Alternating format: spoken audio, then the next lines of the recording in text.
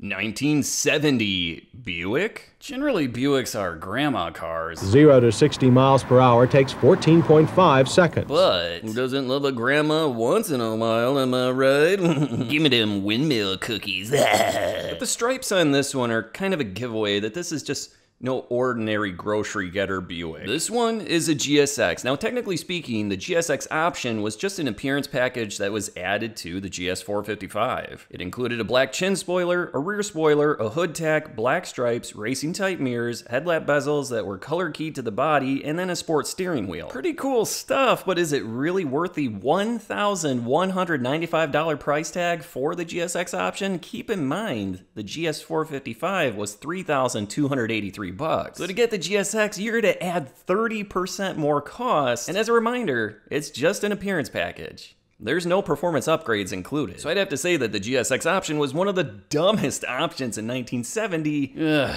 and I want one really bad. You have no idea, and I have since I was a child. I actually had a poster of a 70 GSX in Apollo white hanging up on my wall. And you would not believe the things I did to that poster.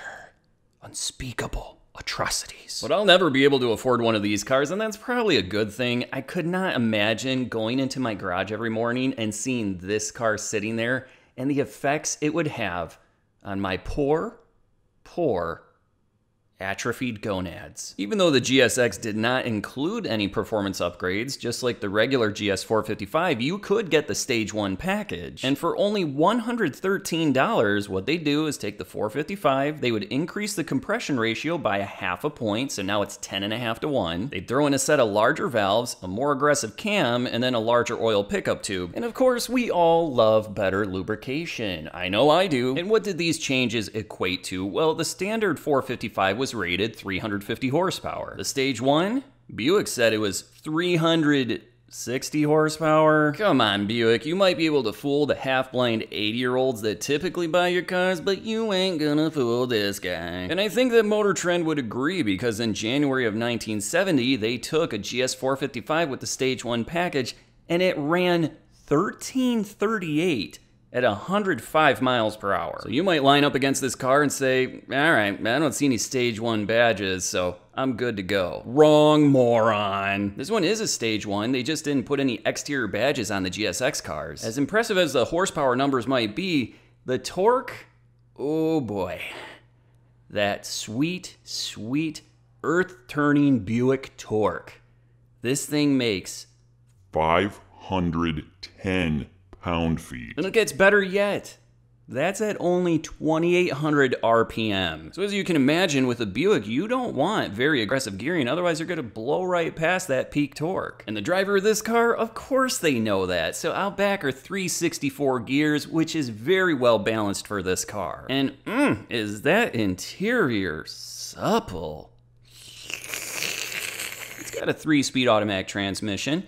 And then we'll talk about what would likely be the biggest disadvantage for this car, and that is its weight. This one with the driver was 3,980 pounds. But as you'll find, that's not a huge disadvantage, at least in this matchup. A quick recap on the price of this car. Base GS455 was $3,283. As we said, the GSX package was $1,195. Turbo 400 was $42, and the Stage 1 package, $113. That gives you a bare minimum of $4,633. And if you adjust for inflation, in 2024, that'd be about $37,500. So that makes this one of the more expensive cars that we've featured. And with a price tag like that, there weren't that many of these cars produced. For 1970, with the GSX, there were only 2 color options. For 71, they expanded that quite a bit, but for this year, you could get Apollo White, like our featured car, or Saturn Yellow, like the one next to it. The Saturn Yellow was actually a better seller with 398 produced, but for me, oh, it's gotta be that Apollo White, baby. There were only 280 of those, and of course, if you break that down into the Stage 1 cars with automatic transmissions, it's gonna be substantially more rare than that. You guys always ask, well, where are all the Mustangs in pure stock? And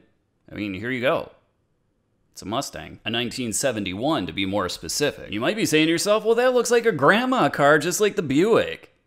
First off, shut up. Secondly, this thing is a huge sleeper. maybe the biggest sleeper at Pure Stock right now. This thing is a bigger sleeper than Macaulay Culkin after he drank the wine at Neverland Ranch. Glug, glug, glug, glug, glug, glug. Oh, come on, we still can't make Michael Jackson jokes. Shut up! And why is this car a sleeper? Because under the hood is a 429 big block Ford. As I'm slowly convincing you about the greatness of this car, I can sense your resistance, and that's perfectly acceptable. I'm a very tolerant person, after all, possibly the most amazing and tolerant person you'll ever meet in your life. Ooh, give me 1 second. And it's okay to be a little bit hesitant with this car because even though it's a 429, it's a 1971 model. And by 1971, a lot of cars' compression ratios were just dropping right through the floor. Oh, not in this one though. This thing's a Cobra Jet, and in 1971, the compression ratio was still 11.3 to 1. And as that last little bit of resistance that you're currently experiencing begins to fade away like Katy Perry's career, let me just feed you a little more information. That 429 was rated 370 horsepower, 450 pound-feet of torque. I already know that last little point of contention is going to be the thought that you couldn't get a Cobra Jet in a coupe. Oh, yes, you could. They didn't make many of them, but you definitely could. So let's go over the numbers. For 1971, the Mustangs that had a Cobra Jet with ram air, like this car, there were 958 total. But let's break that down a little bit further. How many of those had automatic transmissions? Well, there were 707. And then how many of those were in a coupe? 14. There were only 14 71 Mustangs that had the Cobra Jet, ram air, and an automatic transmission in a coupe. Oh, and if you didn't pick up on it, this car has a C6 automatic transmission. This car is kind of heavy, even though it is a coupe. Sorry, for a second I forgot this isn't Britain. This is the United States, where we actually have winners, and we call it a coupe. Scoreboard!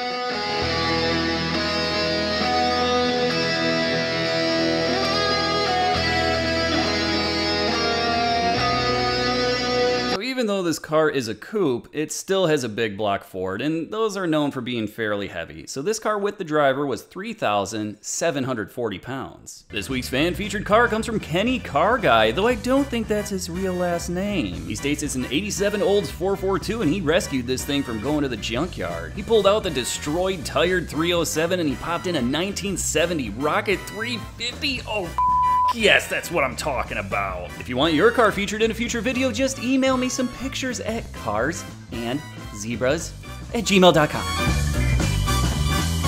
Out back, you're looking at a set of 410 gears, so this thing should get off the line pretty quick. Superstock Magazine actually tested a 1971 Mustang that was a Mach 1 with a sports roof, but it had the same engine, had the same transmission, and it had 350 rear gears, and it ran 1397 at 100 miles per hour. Why don't we see what these cars can do today? 3 miles per hour. Bill Kulikam's got this Cobra Jet Mustang coupe. He often has been here with a Torino Rome, one of 2 built with a Cobra Jet, and of course,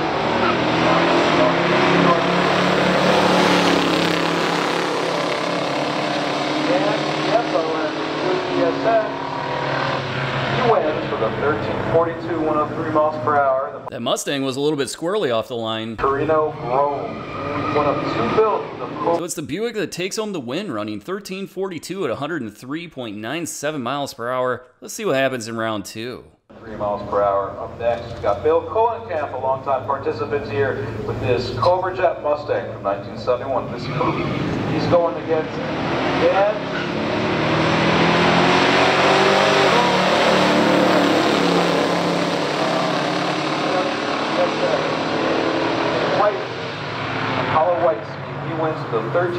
In the second round, both cars ran quicker, but the Buick takes home the win again, running 13.07 seconds at 103 miles per hour. Unfortunately, these cars didn't run a third round, but thanks to the owners for bringing them out, it was absolutely awesome seeing them on the drag strip. And come on, you guys. Subscribe to the channel, hit the like button, show your boys some love. I'll catch you at the next one.